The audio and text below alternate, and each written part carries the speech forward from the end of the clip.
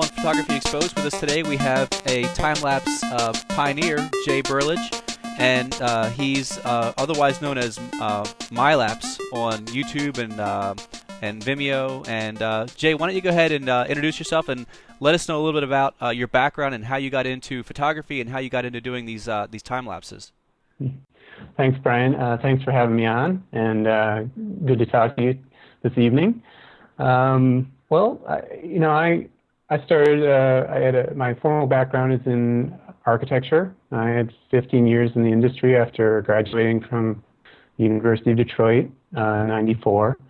I sort of was bit by the time-lapse bug, if you will, about 6 years ago when I got my first digital camera, which was a Pentax Optio, I think it was a 430 RS or something like that. And I noticed that it had an intervalometer on it. So I was very curious, tried it out, and started posting my videos online a few years later when YouTube came around, and that sort of launched my foray into time lapse. And then over the years, I've sort of found myself in getting deeper and deeper into the community and meeting a lot more people and a lot more people following me, and I started to put out information the best I could and the most I knew. And so as time has grown on, I've sort of found myself doing this professionally. First it was kind of semi-professionally, and I started working for research labs doing the HDR time-lapse, and now it's becoming a full-time job for me. So let's just back up for a second for people who don't really know what time-lapse photography is. I guess I'll just kind of throw it out there. So time-lapse photography, from my take, is where you're using a sequence of still images or pulling images out of a video if you're doing it that way, but over a longer period of time than what is natural. And you're taking these sequences and then you're kind of pushing them all together to basically speed up the video. And what ends up happening is things that are moving in the background at a normal pace suddenly seem to be sped up and moving around. So like clouds in the sky are flowing along very fluidly, and people are zipping along, sometimes motion blurred depending on how you do it. So I'm sure everybody has seen examples of this on TV or seen it on the web, or maybe have seen your stuff as well. But what led me to really start following you and then ultimately come and ask you to do this interview was seeing some of the what I would call more advanced time-lapse time-lapses that you've done. Could you go into a little bit about the different kinds of other types of time-lapses that you have?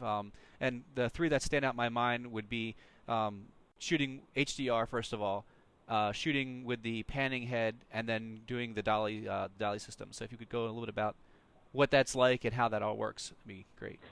Well, yeah, there's a lot to be covered in that. Right. Yeah. Maybe I should do one at a time there. Yeah, let's do one at a time. Well, let's go back to the kind of, we'll call it run-of-the-mill time lapse. Okay. I always like to say that time lapse is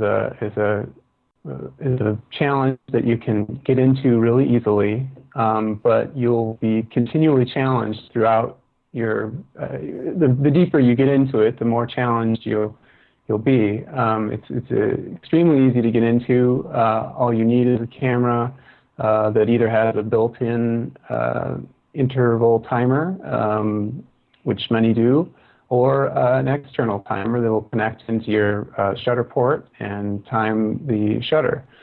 So essentially, you're looking for shots taken at intervals. You can start at 1 second, and that'll pretty much cover all of your bases. But as you get to know certain scenes, certain types of situations, you'll start to understand the relationship between the exposure time and the intervals.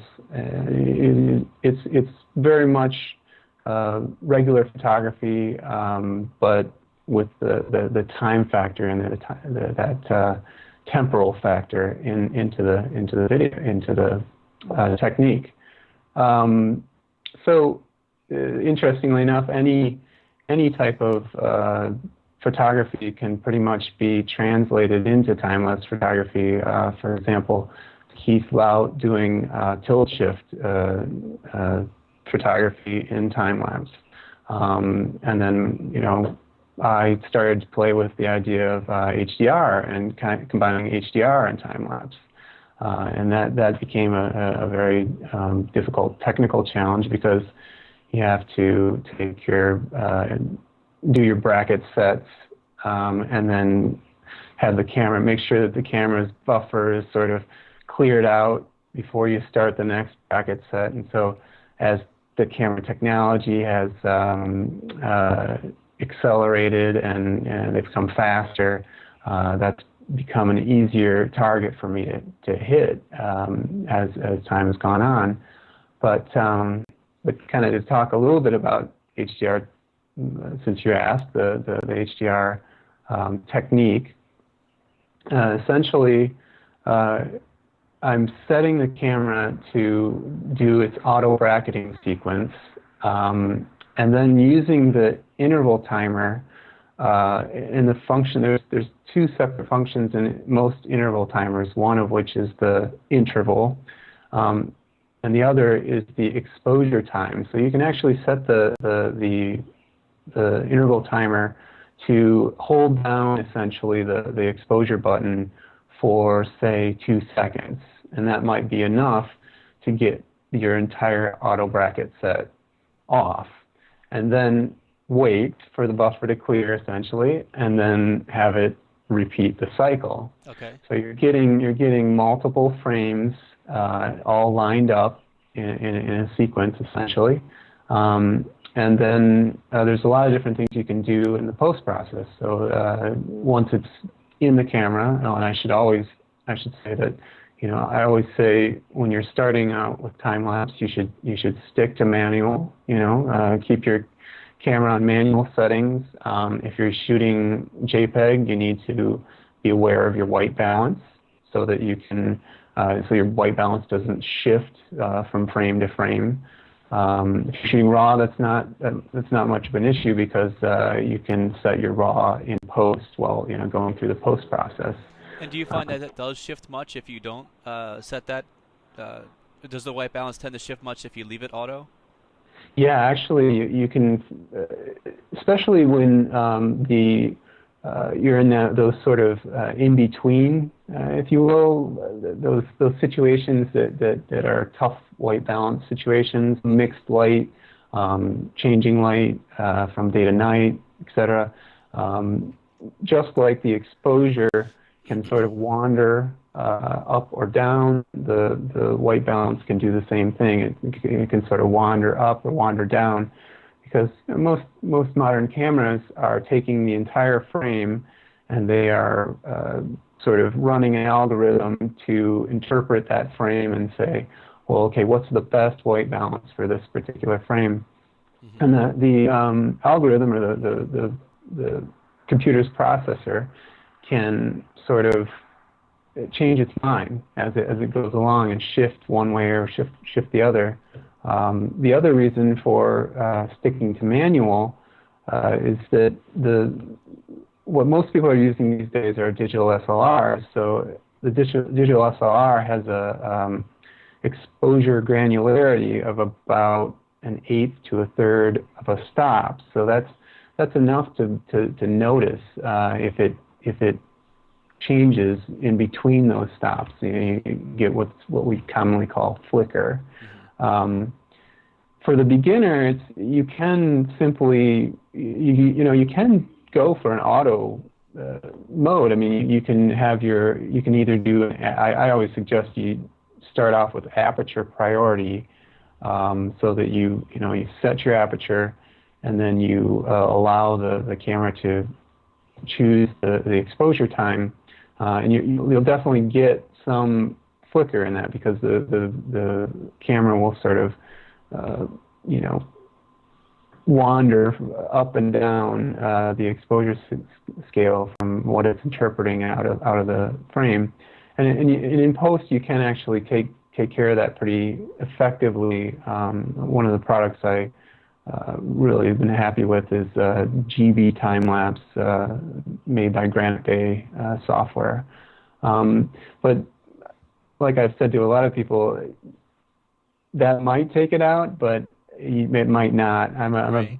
I'm a big believer in the idea that you shouldn't necessarily depend upon the post-process. Right. Set it up right in the beginning so you don't have to worry about it later, and maybe it'll come out or maybe Exactly. it won't. Yeah, there's the many people say GIGO, garbage in, garbage out Right, right. type of thing. So the more stable you can have it coming in, the better it's going to be. But that gets into these other challenges, which are radically changing light situations and things like that. Okay. That's one of the interesting things, is that the community has really sort of attacked that changing light scenario, and there's actually a local guy here in Ann Arbor that I've met through it's funny, we met through the internet, through the Timescapes forum, and then now we know each other personally because he lives in my backyard essentially. But his name's Thomas Bethel, and he has recently put together what he calls the little Bramper, and which I love the name. But and the Bramper, what it does is it actually uses the bulb setting on a camera to change the exposure. The catch is that you can only get the fastest exposure you can get is only 1/30th of a second and more. So you kind of have to start on the, call it the longer exposure range, but dependably. But Is the that because the interesting thing, external hardware can't reliably control it any faster than a 30th of a second? Is that what the well, situation is? he has told me a lot about. There's a lot of interesting little bits and pieces in there. There's a small lag after you press the bulb, there's a small lag after you press the bulb, and then there's a small lag in the end. But yeah, it's a dependability factor. It's like the faster you start triggering in that bulb mode, your dependability starts to waver. That's one of the things. Interestingly enough, I would love to see the camera manufacturers sort of allow that bulb mode to get, say, up to dependably up to 1,000th of a second Right. exposure, because that would solve a lot of problems in our world. But What about the, because I know, for example, Nikon, they don't have any API. It's a closed system. But for the Canon side, and I'm a Nikon shooter, so I wish they did. But I know for people who are Canon shooters, there's the, I forget what it's called, but there's the API where you can interface and you can use it to control, the hardware. Is it something that might be possibly controlled through USB rather than through the bulb trigger socket? Connect the camera through USB and control it that way? yes, but the API will only allow, it will still stick to that Oh, okay. 1/8 EV granularity. So it's true, you could set up a program that would essentially make sure that the changes are only in that small range, and then maybe correct it in post. But you're not going to get the real fine granularity, say 1/100th of an EV change between frames to accommodate for changing light situations. Right. So yeah, that's where it's either a case of the manufacturers sort of allowing that granularity some way through their API, or we're sort of hoping maybe that they'll take notice of the fact that the pro shooters are using this type of technique, and maybe they'll start to open up the bulb function a little bit more for that sort of external development.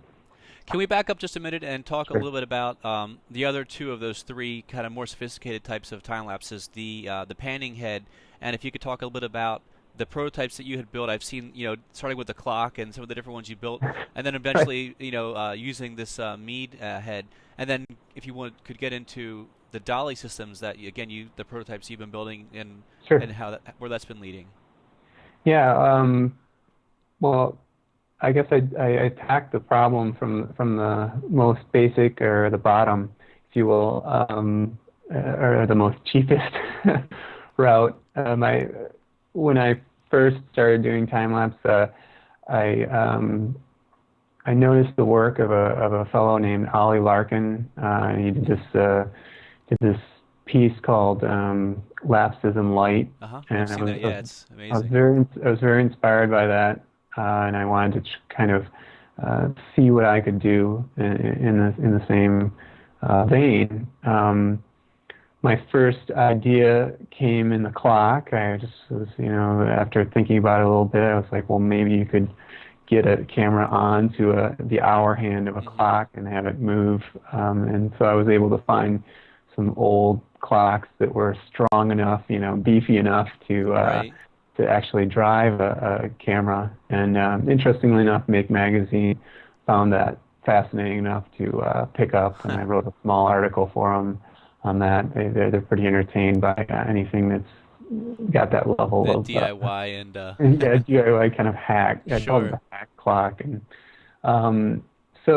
but of course that has had major limitations because it's too small. It only has one speed. One speed, one direction. It's on or it's off. You know. It was pretty. It was pretty. It was a lot of DIY stuff in there. The next thing I started to play with were telescope motors. One of my co-workers, we were sort of just sitting in a studio environment essentially, and brainstorming and that, kind of asking myself how this could be done. And one of my coworkers was like, well, telescope heads move at very slow speeds, and so that was, that lit the light for me at that point. And so I started to sort of pursue the telescope thing, and the first thing I found were these Meade DS motors, and again, being a sort of enjoying the DIY and enjoying inventing things, I built a sort of crane-like system that used the telescope motors in a counterbalance system, and it worked pretty well. Of course, it had a lot of slack in it, so it would sort of bounce, and if there was any wind or things like that, it would sort of mess with it. Okay. So it had to be pretty calm and pretty simple situation to get that going. And then essentially I just sort of realized that there was this product, the Meade DS head. It's kind of funny, there's the Meade DS motors, but then there's the Meade DS head. I think the actual name of it is the Meade DSM. Okay. But essentially that's a sort of ready to go head that has a pan and tilt function to it. And the beauty of it is that you can go into the controller and mess with the ratios, so you can essentially set your speed at any speed you want. And interestingly enough, a guy just recently wrote a iPhone app to help you determine your speeds based on specifically for these heads. Yeah, absolutely. It's pretty cool. So he built an app that will help you sort of enter the various the side reel. I'm sorry, it's sidereal. I always get it wrong. So enter the sidereal, which is we usually start around 8x is a great place to start, and then it allows you to put the ratio in and kind of get a speed that you're going to get out of the head. But just so people know, I always like to just tell them the rule of thumb. The rule of thumb with the Meade head, aka the MILapse head, is it'll go 150 degrees at 8x with the ratio set to 1, and that's in the pan, and it'll tilt 100 degrees at 8x with the ratio set to 1. So you just sort of use that as your baseline calculation. You adjust as needed to sort of meet your situation. So I introduced that to the community, and it sort of took off. That one in particular, I never really called it the MILapse head, but it soon after became known as the MILapse head. Right. And even advertised on like the Telescope Warehouse website. They advertised it as the MILapse head yeah, because people are started, searching for that, you know. at first, I found out about Bill that Bill had a lot of these. He had purchased a lot of the closeout of the Generation 1 head. Interestingly enough, I just sort of was searching around for it to source it out, and found him and talked to him a little bit. And when I first did that video, he literally had a warehouse full of the closeout Generation 1 heads. And I guess those were gone within, I think only 3 or 4 months. They were essentially gone. And so then now of course it's the newer version that's going out via him. But yeah, it really caught on. People really found it to be an effective tool. And it simply does the job, and it does it cheap and well. So a lot of people picked up on it. The community picked up on it, and it has really continued to a lot of people are continuing to discover it and use it. I've seen some amazing work done with it. And the way it works is it moves continuously by itself while the camera also independently is shooting these sequences. Can you describe the difference between doing the move, shoot, move versus the continuous motion, and how that might look different for shooting and creating your time lapses? That is a very good point, and something to sort of be aware of. Yeah, the Meathead is a continuous system, so it essentially once you get it going, it's gonna continue to move through the shot. I've got a lot of people who've asked me, will this cause blurring in my shot? Well, the answer is yes and no, because if you get the head to go really, really slow, which it can do astro stuff. True, you might get a little bit of blur, a little bit of motion blur in there, but you can again compensate and go even slower. But if you want the ultimate in sharpness, if you want the sort of eyeball cutting sharpness in your work, especially when it comes down to shooting astro time lapse, or also the idea of shooting really long time lapses, like so if you're going to go for days upon end shooting, you'll need a system that's actually going to stop between frames, shoot, and then continue. So we call one of them the MILapse head is a continuous system, and then the other types of systems that will coordinate the shutter and the movement we usually call move shoot style. And there's all sorts of variations in between too. If you think about it, you could have a system that exposes and then starts to move in the middle of the exposure, so you sort of get a burn in, and then you get a little bit of a slight motion blur. Because if you think about it, when you stitch the images together, if you naturally swung a camera across a scene, you're going to have some motion blur in a natural pan. Absolutely. So then, yeah, I see how. So that way, you would get some crispness, but then you have that little bit of a trail, which would kind of lend to that natural motion feel to it. So I can see how that would be something to try as well. It's a small point of debate amongst the community. We kind of talk about it here and there. I've seen wonderful results produced in both ways. Some people really want the uber crispness. They want the camera to stop, let it settle, and take the shot, and then move on. Others seem to be very happy with simply slowing down their continuous motion system, and accepting that there is a slight, getting an actual shutter effect, call it a 180 shutter or whatever, that they're looking for Can in you there. describe what that? I've heard you use that term before. Could you describe what the 180 shutter rule of thumb is? I guess if you want to call it that. It comes from the film world. The film guys talk about it a lot. It comes from essentially. It used to be that film. I'll probably get this wrong, but essentially film was exposed at 1/48th of a second, and that would create 24 frames per second.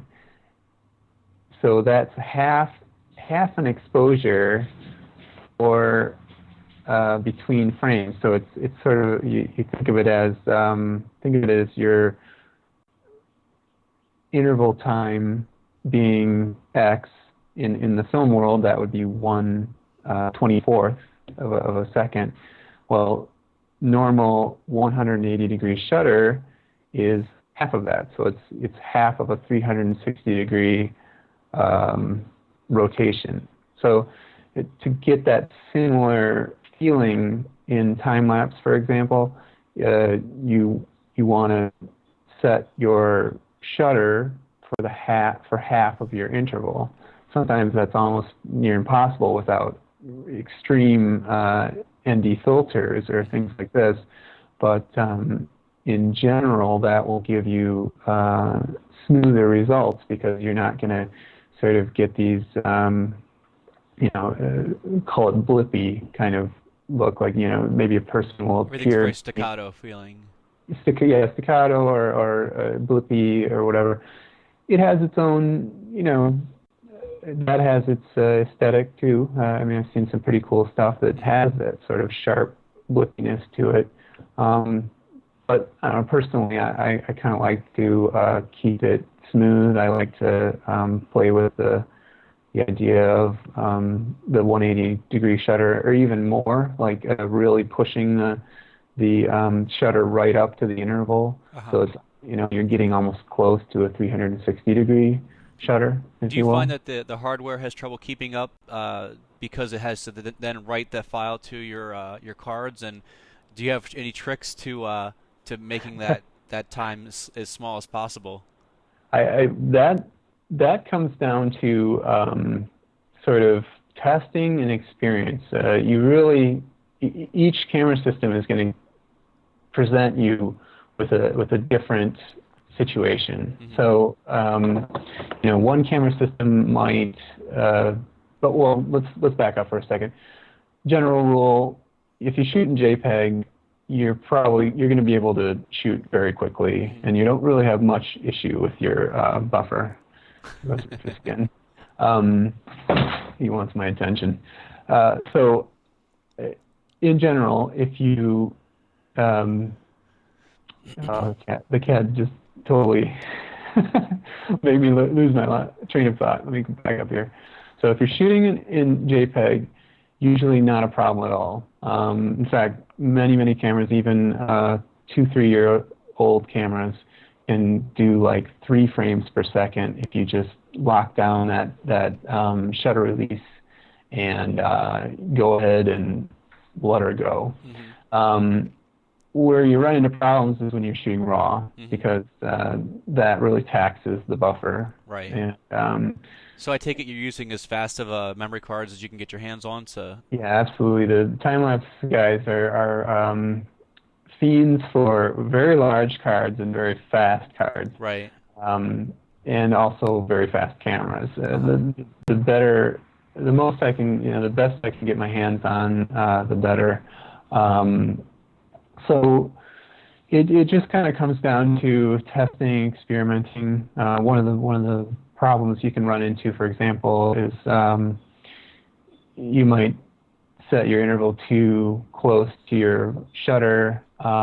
It'll work out fine until the buffer starts to fill up and sort of override. Right. So then you'll miss shots, basically. Exactly. So it might work for like 10, 12 frames, and then you might get a missed frame, mm-hmm. or something like that. So it's something to kind of be aware of. One of the things, very simple thing I do is with cameras is I just do a few tests, normal situations, and I watch to make sure that the buffer light is off before you execute the next shot. So Okay. it just takes a little bit of testing. But So, like for so example, you've been doing this for a while now, and when you go to set up a particular shot or a particular shoot, in your mind, do you already know, okay, given these light conditions, I could probably get away with this speed and this interval and all these different things, or do you still do a short test, let it go for a few seconds, see if the buffer is overloaded or anything happens, or are you comfortable at this point to just set it up and let it go? it's a combination of both, and that kind of brings up the point that every situation is different. You really have to sort of get attuned to what situation might demand, or what the result will be of said settings. So it's one of the things when people get started, they want to just sort of know, like, what was the interval? Well, that might work great for what you've seen in one particular situation, but it's not panacea. You can't just say, okay, here's the settings that are going to work for time lapse in all situations. Many times you have to just sort of build up some experience. And to answer your question directly, I've built up experience, so I sort of know going into a shot what I might want, and what I might be looking for, given what the situation might be. I might want things to be the movement to be very blurry, or I might want the try to get at least a little bit of sharpness as much as I can. And all these factors, like when you throw in the movement, if you throw in movement, or actually moving the camera, that sort of throws yet another wrench into the system. So if you Right. so And I guess lens selection too, because if you're panning and you're using a telephoto lens as compared to a wide angle lens, then that's basically the same as changing the pan speed. absolutely, yep. Yep. So it comes down to a kind of a big balancing act, and you're balancing all your factors. Your lens length, which will of course factor in, your shutter time is another major one, and then your interval. So each situation will sort of demand different things. It doesn't mean that it's very difficult. I feel like it didn't take me long. I mean, after maybe the first year, I felt extremely confident that I could get whatever I wanted. Right. It just became more of a, it became more of a challenge to find the equipment, for example, that would provide a certain look, or it's all the same sort of factors of photography, but you just have that time factor built into the balancing act.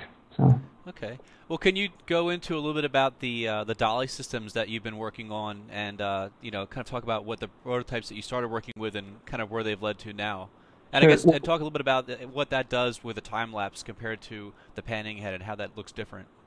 Well, let's back up for a second. Before we talk about the dolly, I think Okay. we should talk about OpenMoco, because Oh, right. Okay. we started with the concept of OpenMoco was in the forefront before we ever even started to think about or work on the dolly. I mean, it's been a good 2 years now that conversations have been going on between myself and Chris Church, who is he's the chief electronics and software architect of the project, and I've sort of been the guinea pig in many ways, and then and many others have been as well, and sort of the bringing in the perspective of the real world shooter to the situation. But Chris and I met through the Timescapes forum, which Tom Lowe founded a while back, and then I was one of the first members, and now I'm the moderator of the forum. And Chris and I met through the forum, and we started to have conversations about the idea of creating a system that was open source motion control system, and we knew it would probably take a long time, but we continued to just sort of have conversations, and those conversations slowly evolved into code. And he's incredibly talented in that sense. He's been able to sort of look at all the scenarios that might unfold in the future, and he's building into the system the ability for it to grow and change to people's needs, and of course building it on top of a completely open source system. So if you understand programming to any degree, even if you just understand the API or the scripting language, you should be able to pick it up and run with it.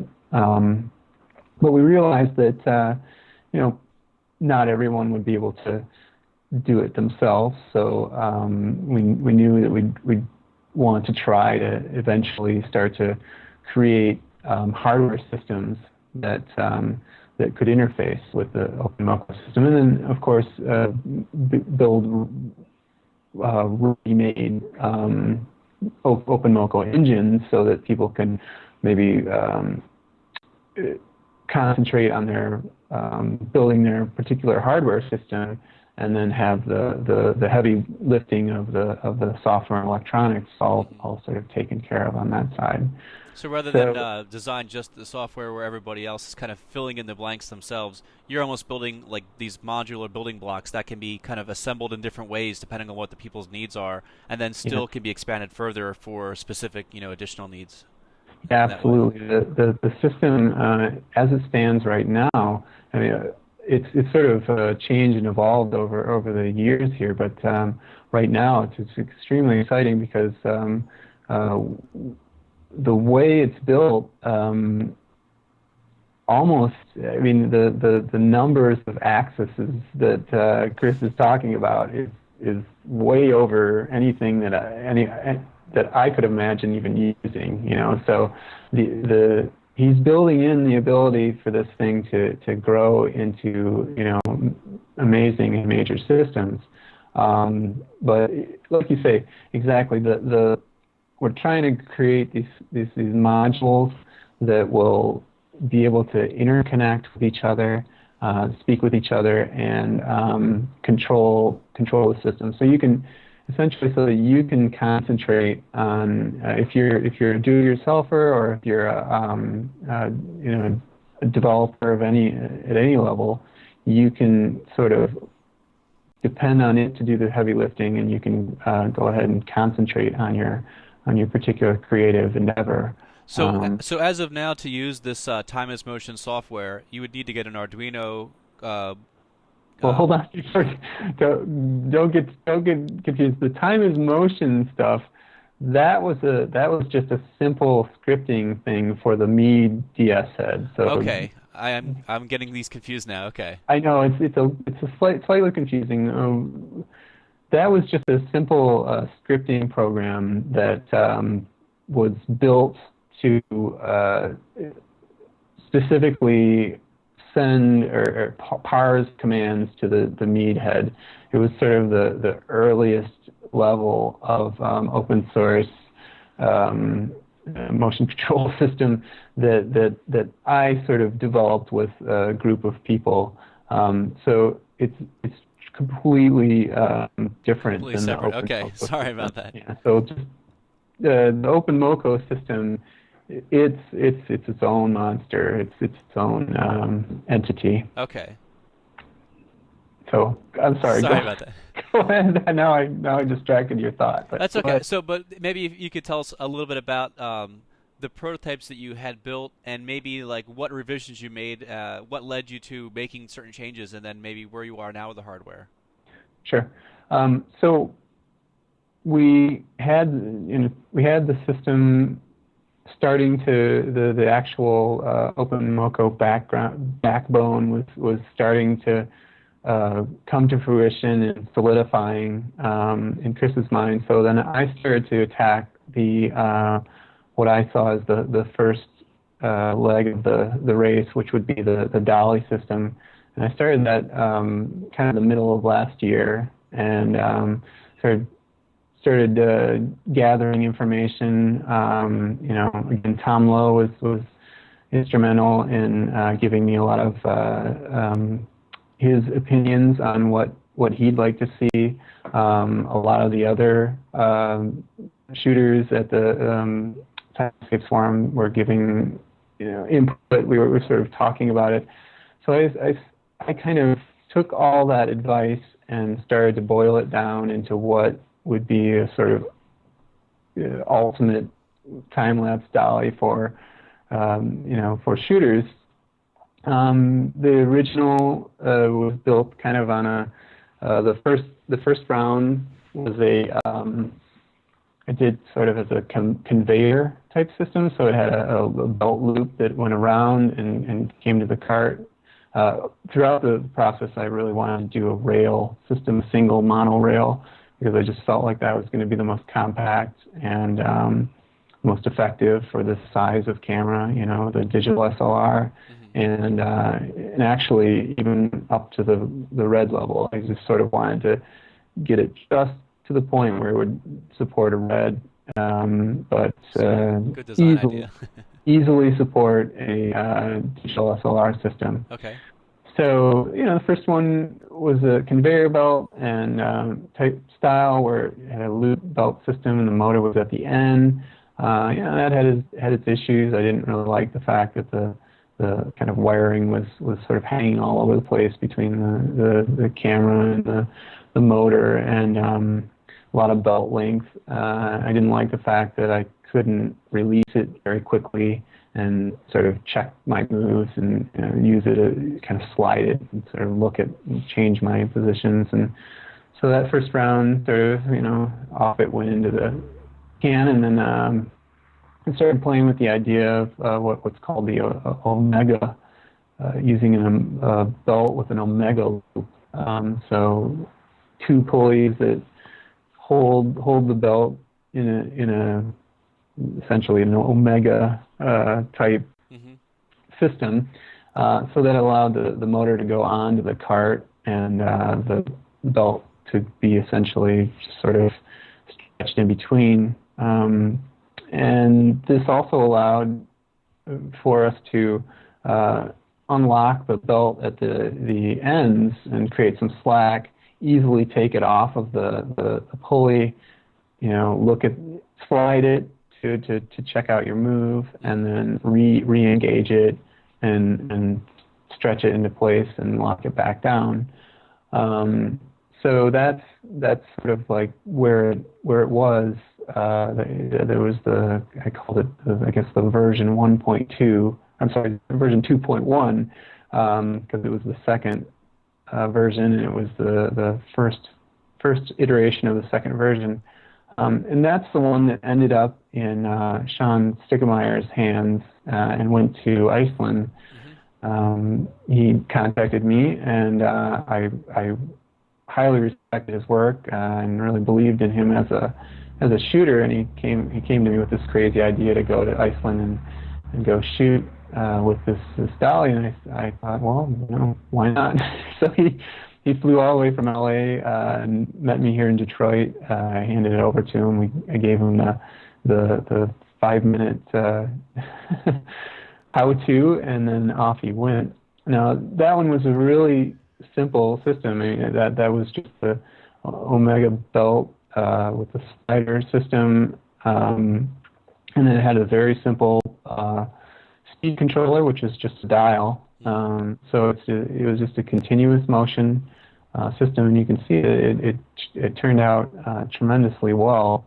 Meanwhile, I had already moved on to change a lot of things, kind of small bits and pieces that I just wasn't happy with. So that one was already in hand about the time that he put that out there, and it just went viral. It went crazy.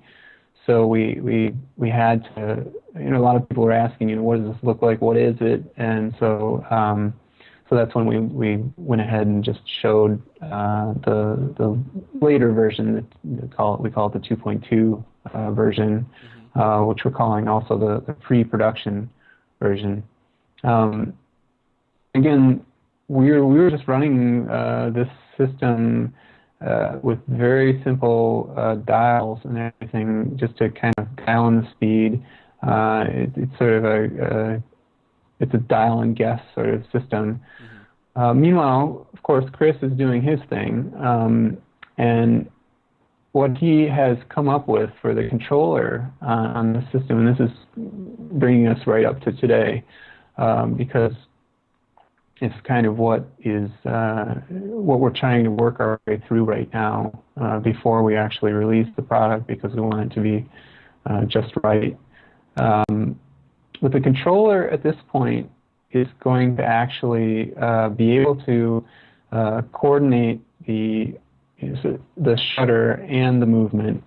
So what we're thinking we're going to do is, let's say you set up a move and it's going at top speed. Well, it's just going to do it continuous motion because the controller is going to be smart enough to know that if your interval is too long or too short, it's going to probably tell you that, say, you know, that's probably outside of the what you would want in a situation. If you slow the system down, if you want it to go much slower, it'll have a threshold where it will start to do the move shoot type style shoot.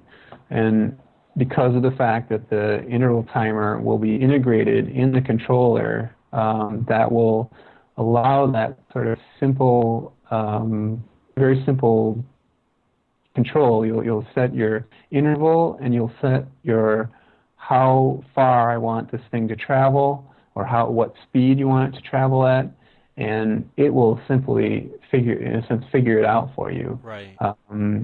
That's also because of the motor, because there's a certain point at which we can't, you know, if we dial the speed down to a certain, you know, below a certain level, it's just not going to have the torque required to move. So right.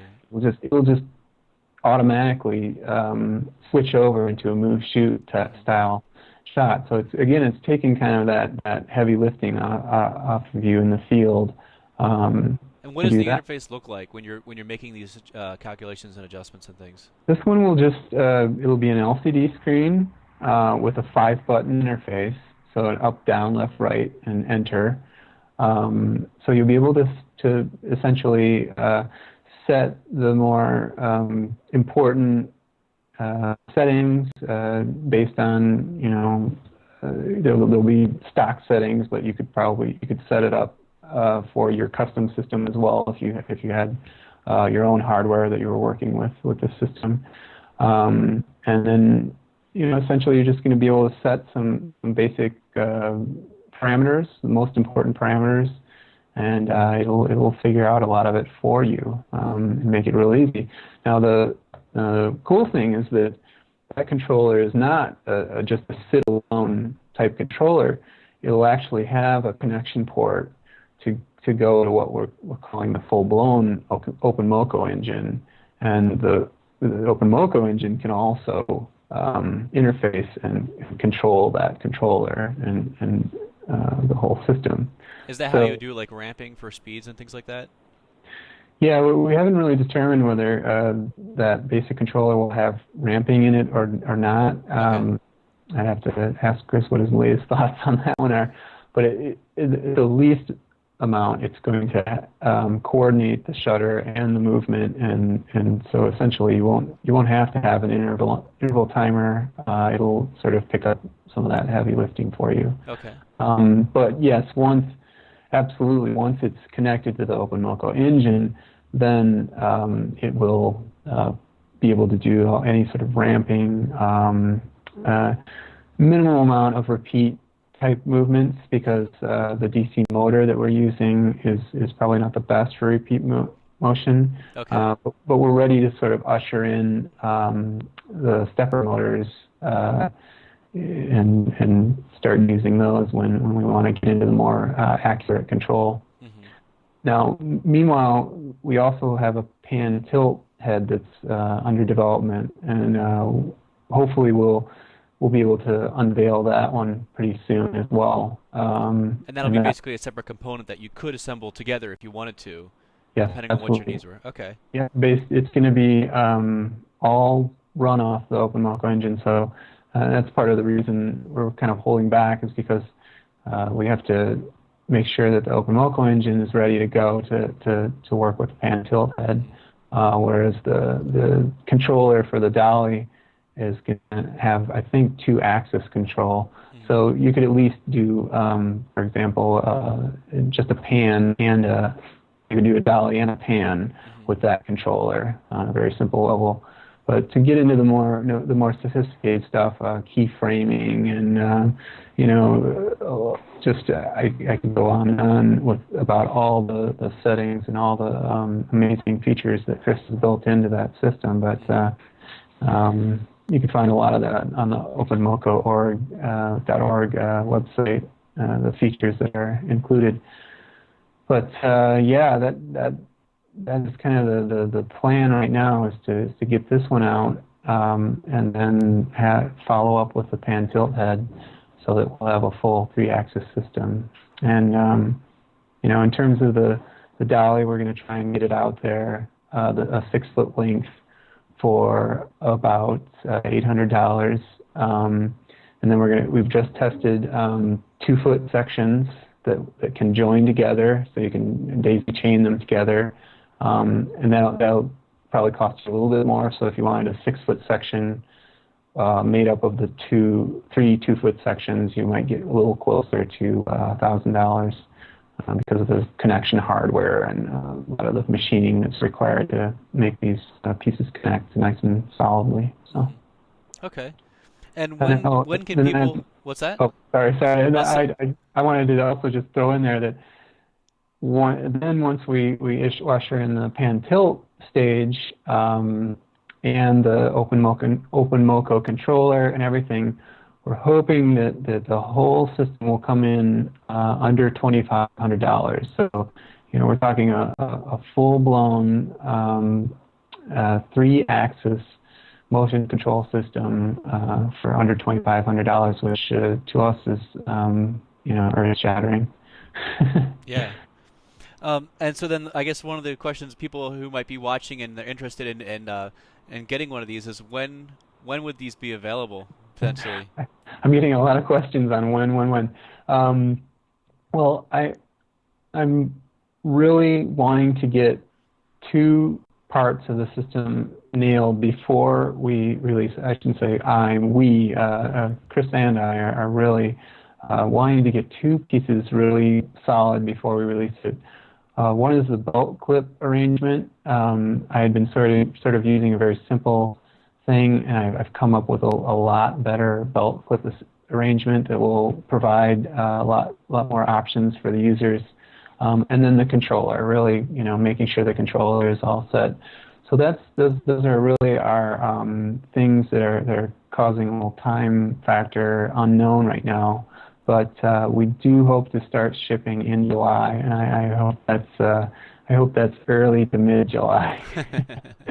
And I guess one of the things that's really great about the system is that at the time that it ships, it's not this closed system that's what you get and that's what it can do and there's no more. It's continually upgradable, via the software, via these new hardware modules that you might be releasing. That since it is kind of like a big, it's customizable.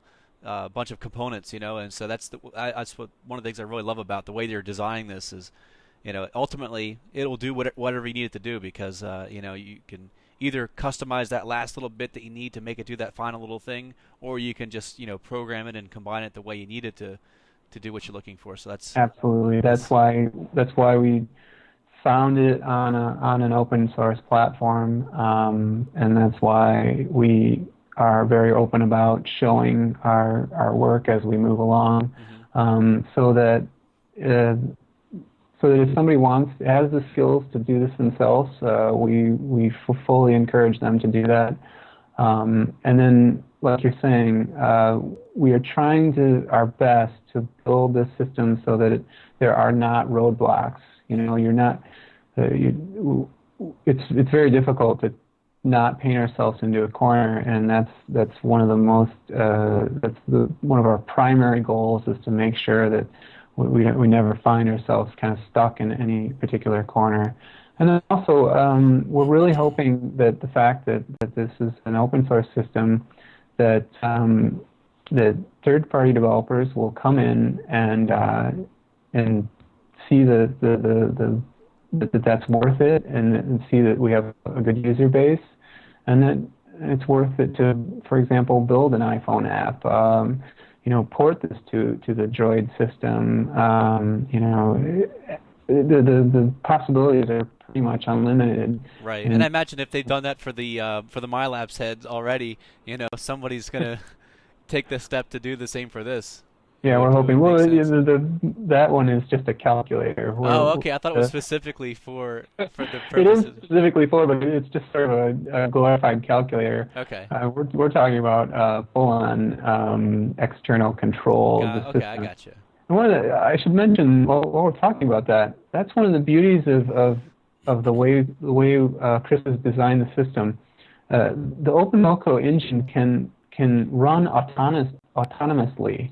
So if you have any sort of high-level control device, graphic user interface, say a Droid phone or something, or even a small Linux build, that's one of the things we're kind of talking about, is actually taking a very, very small, cheap Linux build with a touch screen, and doing the GUI based on that. So the beauty here is that's a very power-consuming device, and the OpenMoco engine can run on its own. So you can literally send all your commands to the engine, disconnect your device, power it down, and the OpenMoco engine can run extremely efficiently on its own, and do that, and do whatever move you've designed. And then the really cool thing that Chris has designed in there that I kind of challenged him to do is the ability to change things over time. Because, you're out there in the field, things start to change. You're like, oh, maybe I'd kind of want it to slow down now, or I want it to, maybe I want to start to pan over that direction instead of, this or whatever. So you can reconnect with the engine, change your parameters, and then have it sort of gently go off on a different tangent, if you so choose. And that sounds great for people who might be doing kind of like taking the whole rig, on an expedition or backpacking or someplace where they're not going to have the ability to plug in and recharge. They're not going to be wanting to bring, a lot of batteries or, ways to. They can go for several days potentially, with the battery if they're just using it for a few moments at a time, and then if it's using the battery wisely, then get exactly. a lot of time on it. That's great. The system is going to be extremely efficient. In fact, that's one of the things. Chris is incredibly a stickler about that. He doesn't want any place you can cut a little bit of power consumption, he's cutting it. So yeah, that's really a nice thing about the system. Even just the initial dolly system with the basic controller, I think we figured out that with a small 5 amp hour battery, you can pretty much run it for 24 hours. So, that's plenty of that's going to get you out there and shooting for quite a long time. And then I guess because it's modular, you could end up bringing like a 7 amp battery or something a little larger if you wanted to, Absolutely. You could, for example, have a solar charger going back at your camp if you get sun, and have a trickle charge going while you're out shooting for an entire day, and then kind of swap out things like that. Yeah. Huh. But yeah. Well, let's take a step in a little different direction here. We've kind of talked about a very, I guess, small group of people are probably, I guess, have experience with this enough to really be on board with everything you've said so far, and it's going to be taking some digesting to know where this all is coming from and how this all works. Maybe if we just take a step back, and what would you recommend to somebody who wants to get into this? As far as you did talk a little bit about where you started with the Pentax camera, but let's say, for example, somebody has a basic camera that they know can shoot intervals, or they just bought an intervalometer so they can control that. you're going to go out to some location and shoot. To get a good time lapse, what are you looking for in the scene? Like what about the environment would make a good time lapse? So what are you looking for there? And then what's a good starting place for maybe some settings or things where somebody could Sure. get started, for their first time? Sure. Well, I think most really talented shooters are good photographers to start with. So to have those good framing and interesting, finding interesting places is probably the top of the list. So if you're already a photographer, you're most of the way there. The second factor is dynamic things that are happening, changing. Fascinating subjects cities are fascinating subjects because they have people in action, and they're amazing at night because you can drag your shutter and get a wonderful feel. The nature is wonderful.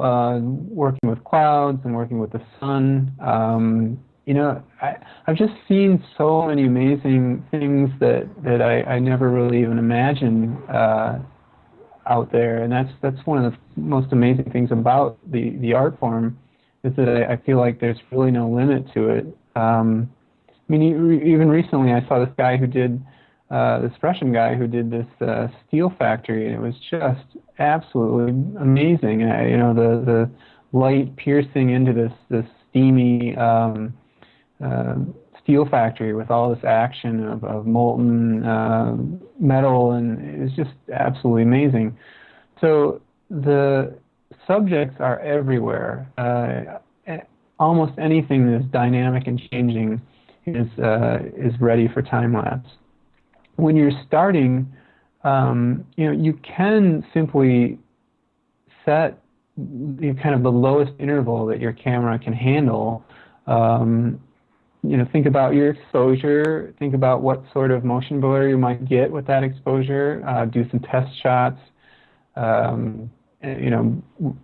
the interval timer run a little while with that test exposure, and then you can play it back in your camera. Or you can run a dial or press the button and kind of watch what's happening and make little adjustments along those lines. But like I was saying, you can just start with the lowest interval possible, and usually do pretty well. But as your experience grows and you don't want to sort of chew up memory like crazy, you want to sort of be more efficient with your shooting. You'll start to recognize the timing of scenes and the ability to sort of do that. I sometimes count it off. I literally look at the scene, and I think about an interval, 5 seconds, 1,000, 2,000, 375, and I do a little watch and just sort of, or I'll look through my eyepiece and sort of count off and just sort of see how much has changed in that time. Okay. And that's kind of, simple ways to see what's going to happen in the scene, and just, experimenting, and really just sometimes, that's the beauty of the art too, is one of the things I really like about it is that you never really know what you're going to get, and there really is a time factor between shooting. You can get a little bit of feeling for it in the camera, but you never really know until you actually sit down and process it. So it kind of harkens back to the old days of actually developing your film, because you really have to go through that process to get great results. And you can get really sophisticated with your processing. In the end, post-process alone is an art form unto itself. Could you talk about what a beginner might be doing for their post-production? I mean, let's say they just took the card out of the camera. So now, how do they make the video from that? So now that you've shot your scene and you've got something you think you're happy with. Oh yeah, I forgot to say.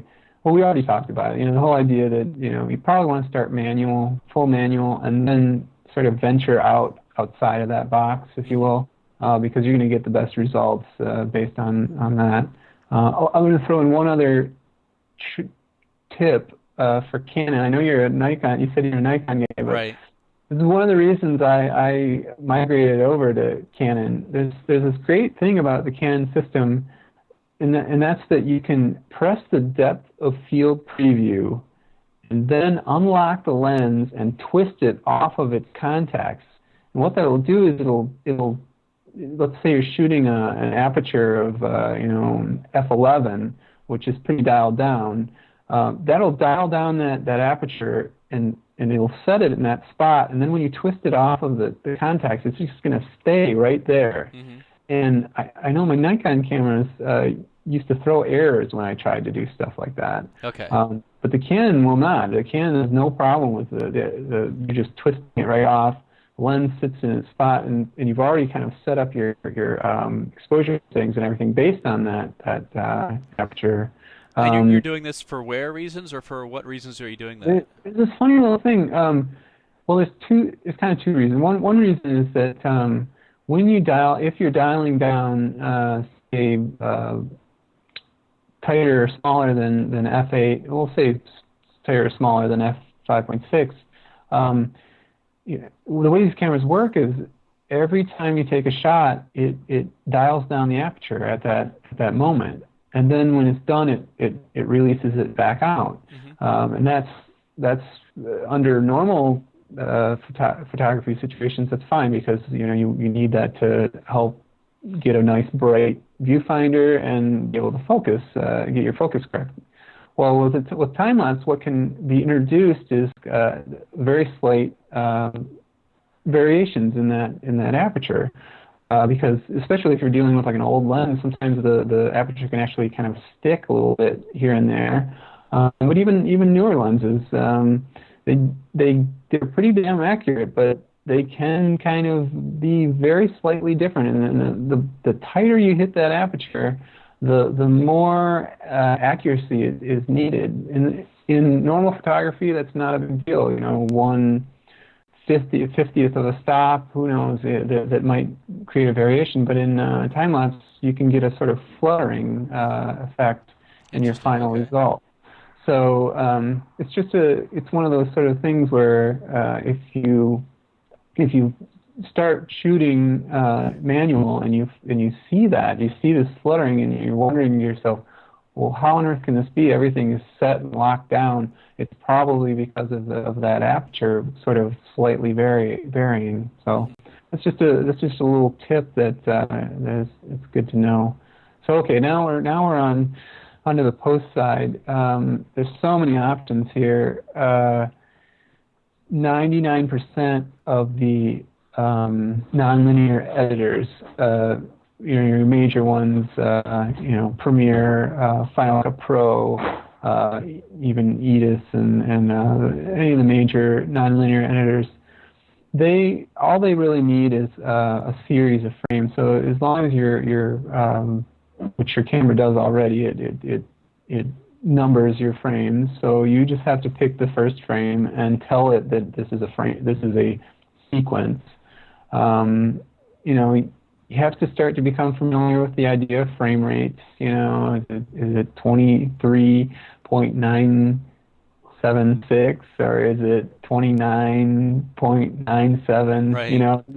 These are things that you have to start to kind of get familiar with, because and then the idea of interlaced versus progressive type framing. But in general, I'll just talk about my workflow. I use the Adobe suite. I've been using it for a long time. I've used it back, of course, when I was an architect. It was one of my main tools as well, so it's very familiar for me. I bring my shots. I like to shoot RAW a lot, because RAW has such an amazing ability in the post process to really dig into your image and change it. White balance changes, anything. It's amazing what you can do with it. So I bring it through the Adobe Camera Raw importer in After Effects. Set up all the settings based on the ACR, and then I usually do my comps also in After Effects, it's important to once you bring in those frames, that you tell After Effects to interpret it as whatever frame rate your target is. So I usually work at 24 frames per second, which is actually 23.976. So I set the program to interpret as 23.976. Then you create a comp, and you set that comp for, let's say I'm doing 1080p, it's 1920 by 1080 at 23.976 to match so that the two frame rates match. And then you can bring in your footage to that comp, and of course you have a tremendous amount of, usually with the digital camera, you have a tremendous amount of extra resolution. So you can do the Ken Burns effect is a wonderful thing. You can keyframe moves inside of that frame, because you're not necessarily pushing it beyond the resolution that your target is for. Then I usually render out a motion JPEG, MJPEG, QuickTime. And that's what I use to edit, because it's a pretty stable and fast, well, I shouldn't say stable, I should say it's pretty good quality and fast codec to use. And so then I'll take those processed clips, if I do anything to them, change them. There's all sorts of amazing stuff you can do with these post-processing stuff. But for your beginner, let's go back to the beginner. There's a lot of options you can, if you don't want to spend the money on After Effects or anything like that. There's Virtual Dub is one of them that's free. It's a great program. It even has some deflicker, free deflicker plugins out there that you can find. There's one called MSU deflicker. And a few others. Graft is another one. But these are, again, this is wonderful because it's all free as long as you start to kind of get to know the Virtual Dub workflow. I haven't used it much. It's been a long, long time since I've used it, but it's relatively simple. You're doing pretty much the same thing. You're importing all the frames and then exporting it as a movie. You can run effects on it before you export it out. So hopefully that helps. Well, listen, Jay, I don't want to hold you all night. We're going on an hour and a half here, and I have a whole list of things I wanted to get to, and I feel like we could be talking for 3 or 4 hours. But there's one more thing I wanted to actually ask you about. A particular video that I saw, I think it was on Vimeo. You had a couple of these 360-degree HDR time lapses. Could you explain a little bit about how those were generated and a really unique look to them? What I used, I was using a 4.5 millimeter Sigma lens on the APS sensor, which creates a full circle. You could get the same thing if you had a full frame sensor and an 8 millimeter lens. But essentially, what I was experimenting is the idea of shooting that lens directly up. So I put a little level on it, and I made sure it was shooting perfectly directly up, and what that produced was a circle in the frame with the horizon line going all the way around the edge. Okay. Then I ran it through Photoshop, and I batch processed it using a plugin called Flexify. Actually, it's the maker is Flaming Pear, and the plugin is called Flexify, and they're on version 2 now, I think. It might even be on version 3. But and with I can't remember the exact settings, but essentially I unwrapped that circle so that what was the horizon in a circle form is now the horizon in a horizontal form. Right. And so you're seeing the full 360, and of course the clouds were incredibly weird because they come up, sort of up, and then they dip back down. And what they're doing is they're going overhead, and then they're passing behind. Right. But yeah, it was a very interesting experiment. I want to do more of that. But I sort of get onto all these other creative tangents. But that's how that was done. Of course, when you throw in the HDR, that was yet another step. Another layer, yeah. I processed them in their circle form as HDRs. Then after tone mapping the full circles, then I went ahead and brought them in and unwrapped them. So it was pretty intensive post process. And that's exactly the point I was making before, is the idea that capturing is one side of the equation, but getting into the dark room, if you will, and Right. working on being creative on that end as well is equally as challenging and Right. expanding. And being able to batch process, it's a big plus for these sequences for Yeah, the for making newer it feasible. things have and Photoshop now is even more amazing with its abilities to batch process. I mean, that's another way of approaching. In fact, there are workflows that can be done completely through Photoshop. I think you at least need Photoshop Extended if you're going to export encoded video files. But it's just absolutely amazing, all the variations of things that you can do. And that's really why, it's one of the reasons I really like the art. It's that it's like getting back into a dark room and having all the tricks and tools that it used to take to do a little burn in here or there. You know, all the sort of real those I don't know. Techniques It's and a everything. challenge. Yeah. It's the challenge. It's like how far can you take it? There's no end to how far you can take it. I guess that's the point I'm trying to make. Is that Well, I keep no. Go I'm ahead. sure myself and many others are excited to see where you do take it, and where yourself and some of these other pioneers are kind of pushing this art to its new horizons, and so. So for people who are interested in seeing some of your work and potentially looking into the dynamic perception system, where can they find you online, or how would they get in touch with you? I I usually post my stuff. I don't really have a home page per se, but there's a bunch of different ways. You can follow me on Twitter. I'm MILapse, MILAPSE on Twitter. The same on YouTube and the same on Vimeo. So pretty much Google MILapse and you'll find a lot of information about me in particular. Okay. Dynamicperception.com is where we will be releasing most of our information based on the hardware for the dolly and future systems.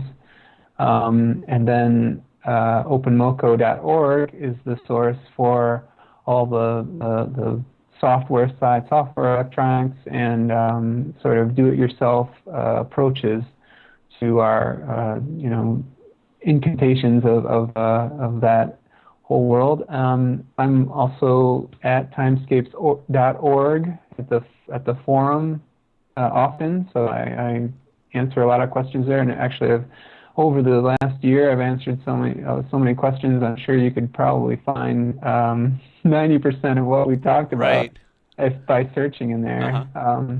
And I always tell people one of the best ways, if you don't know how to search sites using Google, use that, because it's the best way to find information.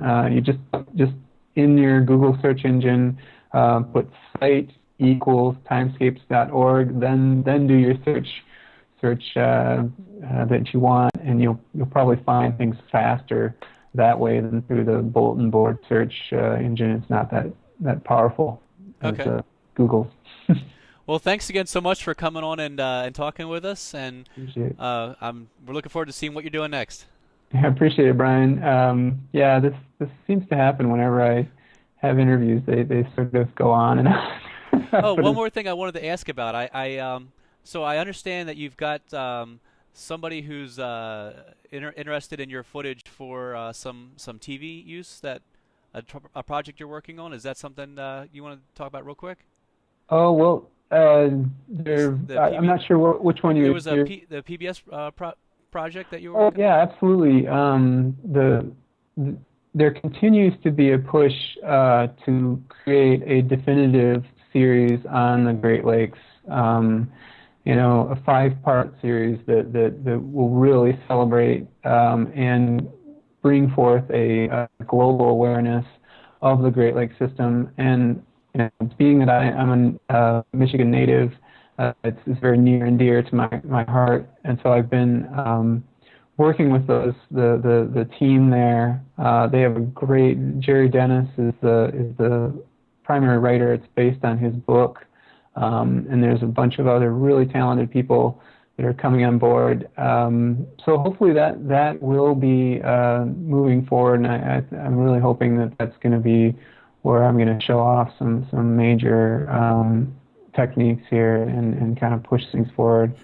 It sounds like the hardware is coming along just in time to really take advantage of it for this too. I'm hoping so. Yeah. And there are a lot of other projects that are going on that aren't mine Right. that I really am excited to get these into people's hands. Yeah, it's interesting. You search MILapse on some of these different sites, and it's a lot more than just your stuff coming up because people are referring to you in the process of how they're doing these different things. It's I mean, you get to your stuff, and then you can see all of your other videos and things that you've done. But in that initial search, you see a whole lot of other things in there as well because you've kind of set the term for describing a lot of what people are using to describe these kinds of videos. That's been the great thing about, that's been probably the coolest thing about getting into this. At first, it was just a sort of personal thing, and I really enjoyed sort of meeting people and discussing all this stuff. But as time has gone on, it's been great to become sort of central in many ways. I really feel lucky that I now know and communicate regularly with some of the most talented guys out there, and so that has just been tremendous over the last few years. The growth of the community, the quality of the community, and all the people that are coming in. So I guess if anything, I'm proud of the fact that people, I guess, trust my what I have to say, and trust that I want to build this community and make it bigger and better, and really see people blow up. I'm mostly happy when I see other people taking my techniques, taking what I have to say, and doing amazing things with it. That's really makes me feel wonderful when that happens. So. Yeah, well, again, the fact that you're not keeping this all to yourself. I mean, I think the phrase I've heard a million times is "a rising tide raises all the ships" or something like that. So I mean, Yeah, that's a great statement. The more people that share this information, and you contribute your little part, somebody contributes their little part, and then collectively, everybody's able to do so much more. So yeah, it's definitely appreciated. So. Yeah, I have the things I know have not been created in a vacuum. I've learned a lot from other people, and it's great to be able to make that happen, to get the communication going, and just all the amazing things that are happening right now around the community, filmmaking community and time-lapse community, but particularly the fact that it's growing, it's maturing, and we're just seeing more and more amazing work every single day. So that's really encouraging. Great. Well, thanks again for coming on, and we look forward to seeing what you're doing next.